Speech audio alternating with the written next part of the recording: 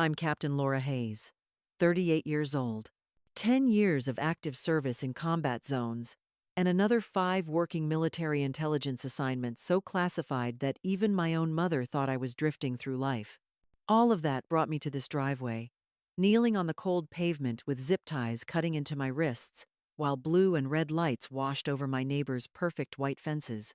My cousin Daniel stood near the patrol car shouting over the noise, his voice shaking with the self-righteousness of someone who thinks they've finally caught a criminal. "She's unemployed, unstable, and probably using drugs," he told the officers, waving an envelope at them like it was evidence of a capital crime. He didn't even glance at me, just kept talking louder, so the neighbors gathering on their porches could hear every word. He listed my supposed failures one by one, as if building a case for a courtroom audience. The smell of wet grass and exhaust clung to my uniform shirt, now hidden under a faded hoodie, meant to keep my cover intact. I stayed silent, my head down but my eyes open, watching his hands tremble as he pointed at me. It wasn't fear that kept me still, but discipline. Years of training had taught me that silence could be a weapon sharper than any blade. Let him talk. Let him reveal exactly how far he was willing to go. The plastic biting into my wrists was nothing compared to what I'd endured in Kandahar or Mosul. A female officer crouched slightly, scanning my face. Her expression was careful, maybe even sympathetic, but she kept her tone neutral. "Ma'am, do you have any identification?" she asked, already reaching toward my jacket. Before I could answer, Daniel cut in again. "She's lying. She's been faking everything for years. She's sick. I found a bag of white powder in her bag this morning." His eyes flicked to the crowd of onlookers, as if searching for approval. I almost laughed at that. The white powder was a protein supplement from my field rations, but explaining that would ruin everything. This was the moment I had been waiting for. Months of surveillance, false trails, and long nights had led to this driveway, these flashing lights, this performance. I needed Daniel to be confident, reckless, and convinced of his own story. I needed the officers curious enough to run my name through their system. The younger officer shifted uneasily, glancing from me to her partner. "Sir, we'll do our job, but she's not resisting," she said quietly. Daniel's face flushed with frustration. He had no idea that the person kneeling in front of him wasn't a broken ex-soldier clinging to scraps of dignity, but the one holding every thread of the investigation that would destroy him.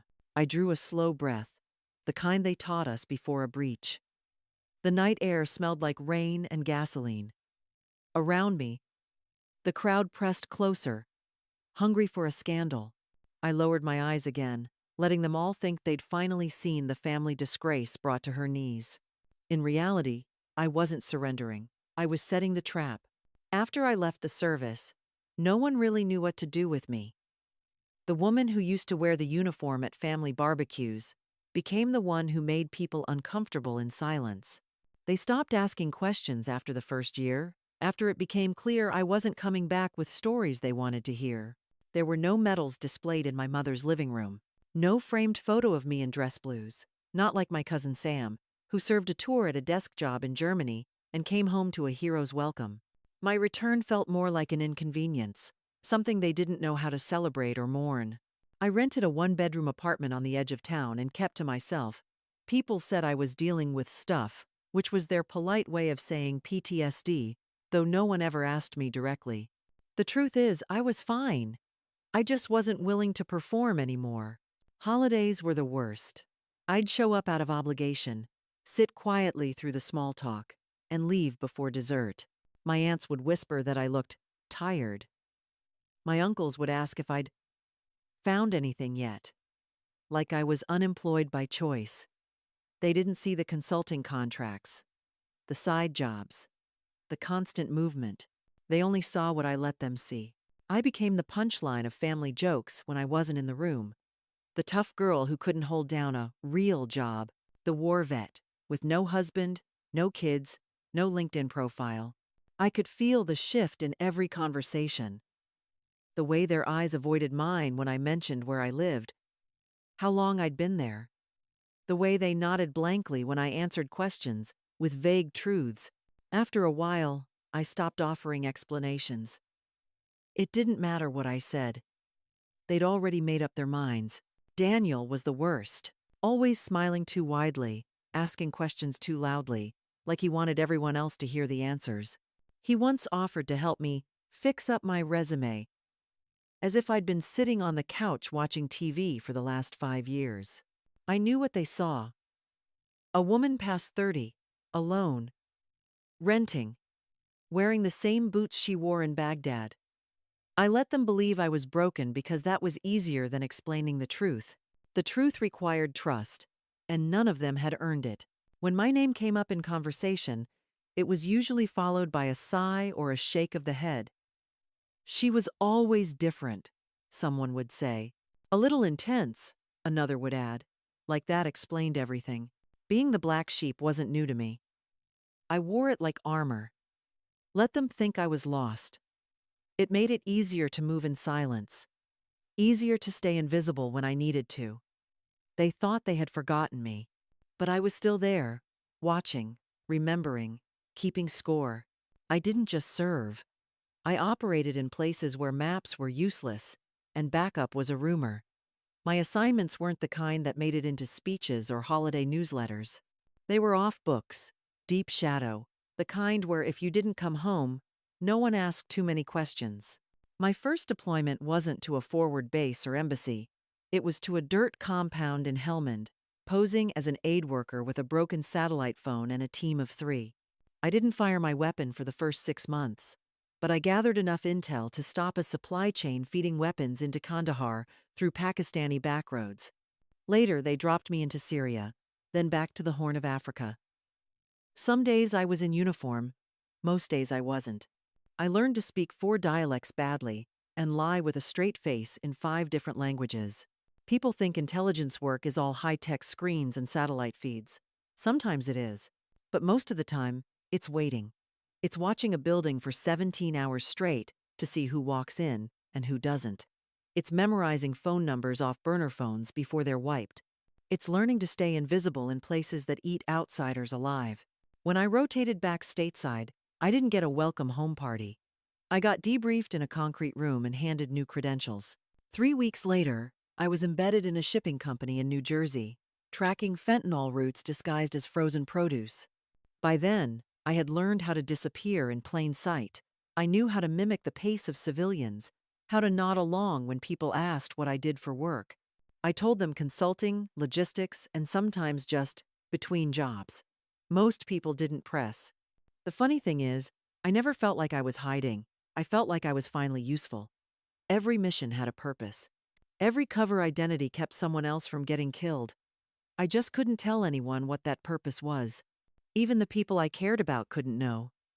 Not my mother, not my brother, especially not my cousin Daniel, whose political connections would have compromised every op I touched. I used to rehearse what I'd say if the truth ever came out. But the truth never did. And eventually, the lie became the only version of me they recognized. They thought I couldn't hold down a job. They didn't know I was tracking arms dealers through dental clinics in El Salvador. They thought I was depressed. I was recovering from an injury sustained when a safe house in the Balkans exploded with me inside. I've been in combat zones more than family dinners. I've watched drone footage of men I once shook hands with walk into a kill zone. I've sent coordinates that led to airstrikes. I've also held a young girl's hand as she died from a mortar blast, whispering English words she didn't understand to keep her calm. None of that fits into a Christmas card, so I kept my mouth shut. Let them think what they want. Better a quiet failure than an open target. Better a black sheep than a headline. If they had known who I really was, they would have seen me differently. But that would have meant losing the one thing that let me keep doing my job, their ignorance. Daniel had been planning it for months. At first, it was little things. Side comments at family gatherings. Questions masked as concern. Looks passed between him and my aunt, like they were waiting for something to happen. He knew how to play the long game. He started collecting bits of my life like evidence. Old eviction notices, credit reports taken without permission, one blurry photo of me sitting on a park bench at 2 a.m. after a surveillance run. He spun a narrative I never saw coming, said I was paranoid, unstable, possibly dangerous, that I was a threat to myself and others, and that the family needed to step in for my own good, of course. After our grandfather died, the will was split evenly between us. That's when Daniel stopped pretending to care. He hired lawyers, filed paperwork, and requested a psychiatric evaluation behind my back. The official letter came 3 weeks later. He was petitioning for full control of my share of the estate, citing evidence of prolonged psychological deterioration and inability to maintain independent function. I read the words 3 times, my hands cold, my chest hollow. He wasn't trying to help me. He was trying to erase me, take the money, wipe his conscience clean, and sell the story that he had rescued a troubled cousin from self-destruction. The day the police showed up, I knew what was happening before anyone said a word. Daniel met them in the driveway, shaking their hands like a grateful citizen. He pointed at me like I was already in a straitjacket. "She's been acting erratically," he said, loud enough for the neighbors to hear. "I found something in her bag this morning. Could be drugs. I don't know. But we can't ignore it anymore." The older officer raised an eyebrow. The younger one looked uncertain. I stood still on the porch, arms crossed, letting them soak in the picture they thought they understood. I saw the judgment on their faces, the disbelief, the way people automatically trust the man in the tailored suit over the woman with messy hair and a 10-year-old hoodie. No one asked for my version. No one wanted to. When they moved to cuff me, Daniel stepped back, like he was afraid I might lash out. I didn't. I didn't flinch. I didn't speak. He wanted me humiliated. Wanted the neighbors to see me as broken. Wanted the police to cart me off, like some liability finally being contained. I could hear Mrs. Doyle from across the street whispering to her husband, could feel the stares from the windows I'd walked past for years. All of them confirmed what they already believed, that I didn't belong here. As they led me down the steps, Daniel actually smiled. Not wide, not gloating. Just a small, satisfied twitch of the mouth. Like he'd just won something. He didn't know what he had just done. Not yet. But standing there in handcuffs, I realized something. This wasn't about the money. This wasn't even about me. This was about control. About power. About someone who had always needed to be the center of the room and couldn't handle that someone he thought was beneath him might be more than she seemed. He tried to bury me under paperwork, suspicion, and shame. He had no idea I brought the shovel. I let them cuff me because I needed them to, because that was the final trigger in an operation that had taken 14 months and cost me more than I'll ever admit out loud. It had to look real. Every detail, every accusation, every piece of manufactured concern is from Daniel. He thought he'd trapped me. In truth, I had been watching him since the moment our grandfather's estate went under review. Something didn't add up in the numbers. Not the money itself, but the companies handling it. Shell corporations with clean websites and no real employees. It started with offshore transfers tied to a pharmaceutical consultant in Nevada.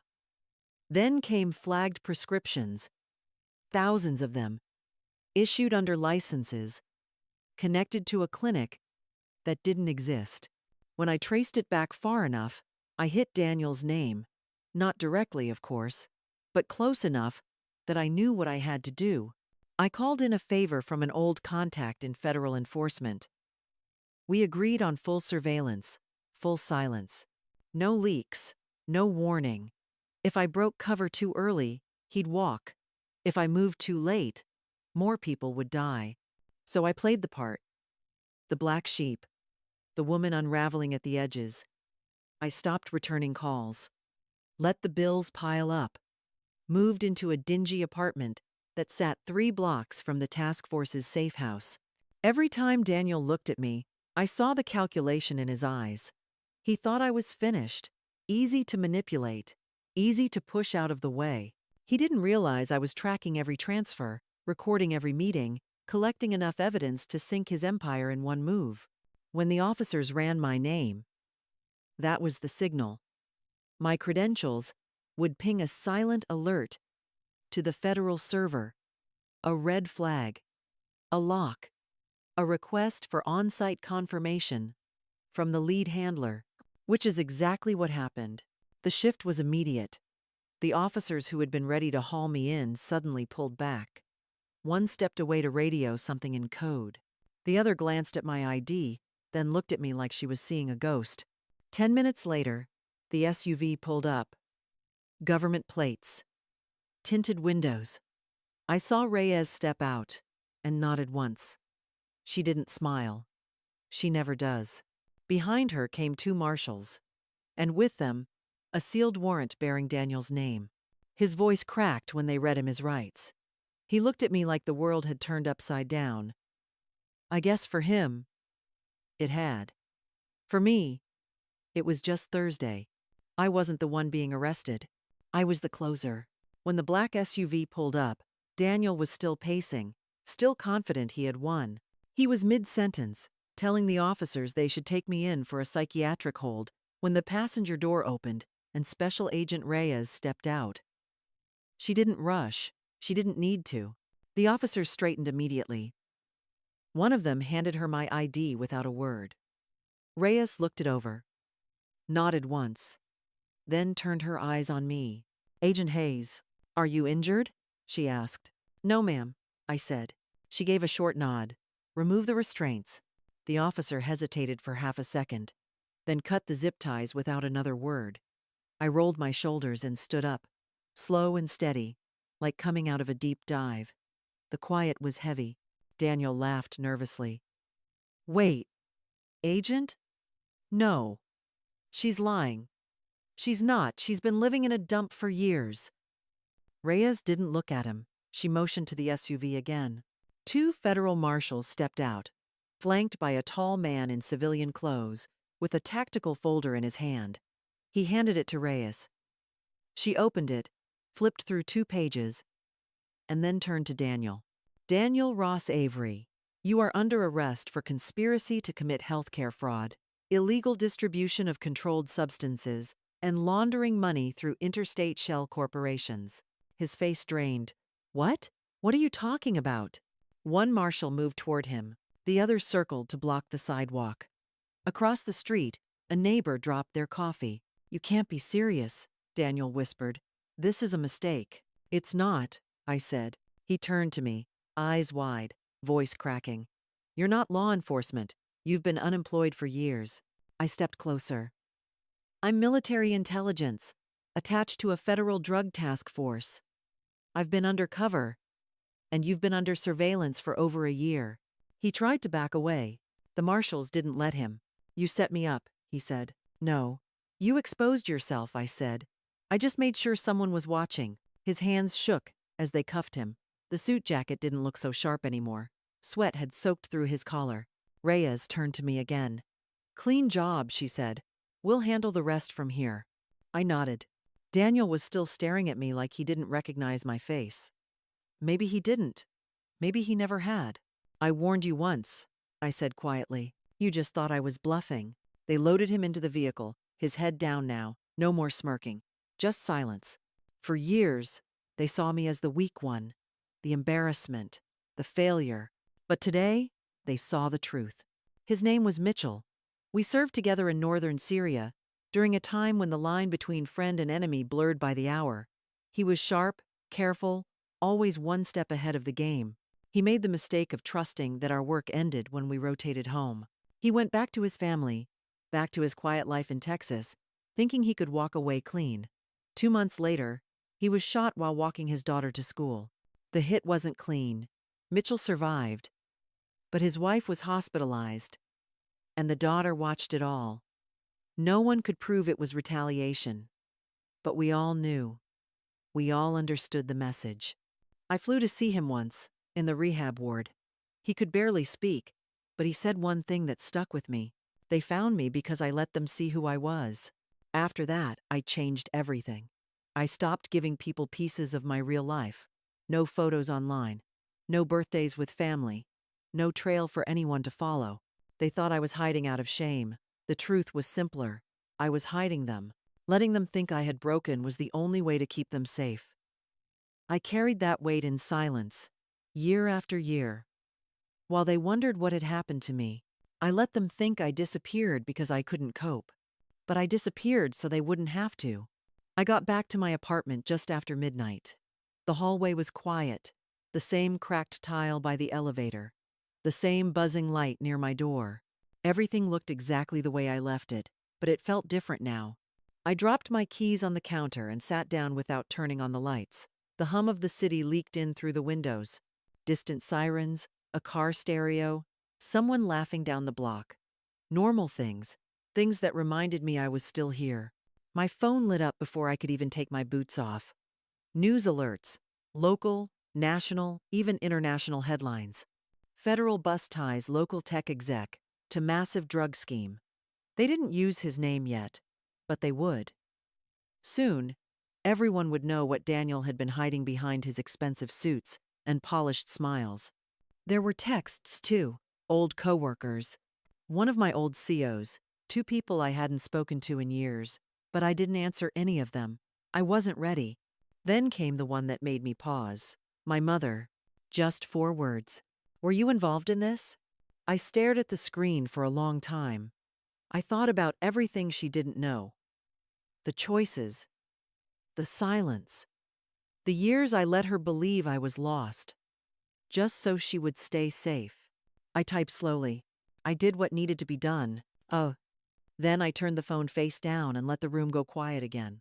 I stood by the window, looking out at the city I had spent so long trying to protect. People were still out there living their lives, never knowing who watched over them or what it took to keep the worst things from reaching their doorsteps.